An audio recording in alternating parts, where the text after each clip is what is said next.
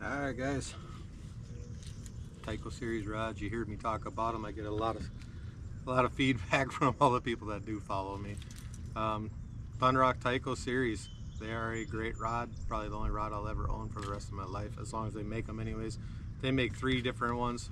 I got the Tico series, the Slash, and the DRT. If you're going to buy them, that's what you go with.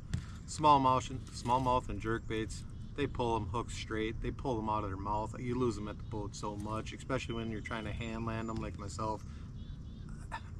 It makes it so much easier.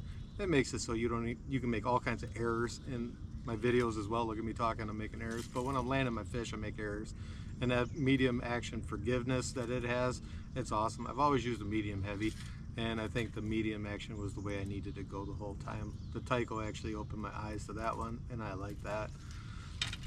Cross over to no forgiveness, the DRT. I hit them with this frog.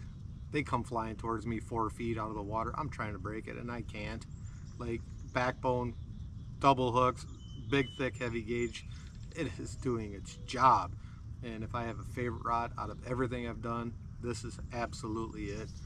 Buy the DRT, try it, and you're gonna say, yup. Picked up 2 more. I got the 7.6 heavy and the 7.3 medium heavy. These are a little bit softer action than what I do like. The 7.3 medium heavy with fluorocarbon line, it works good for 5XDs, square bills, stuff of that nature. If I cross it over to braided line, I really like it with my rattle traps and my top water. I've made videos already this year with both of those. They're good.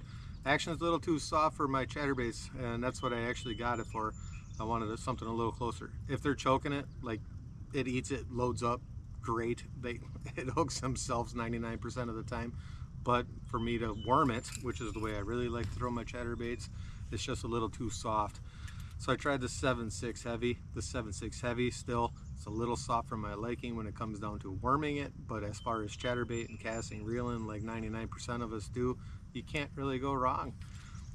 Favorite part of the entire rod series on all of them is the way it sits down your reel. This thing is awesome. Like, it just locks it into place. No matter how hard you turn, you're not going to get it to slip. Other brands slipped on me in the past. Full cork. Took me no time to get used to it. I went from split grip for all those years that those have been popular, and now I went to full grip, and it's great. Hook keeper. That is the one thing that it took me a hair to get used to. It's got a double groove. For all single hooks, that's awesome. Treble hooks, awesome. But when I switch over to the frog, that's the only thing that you're going to have a difficulty with. So if you had any complaints with the entire rod series, it's the way that the frog hook sits in there. And that's only because you have to hold it like that. You turn it like that on its side and it goes in and out just fine. All of us have always hooked it right on the front. It just hangs off the bottom of the reel. But that being said, all other brands I've taken it and that line wraps around it. I don't know how to prevent that with other ones. I have never once had the line wrap around this. So my complaint turned into a positive. I don't know what else to say, guys. Thunderhawk Tico. It's the top of their series. Try it. If you're going to start with 2, my recommendation, the Slash and the DRT. They're working for me. Better, guys.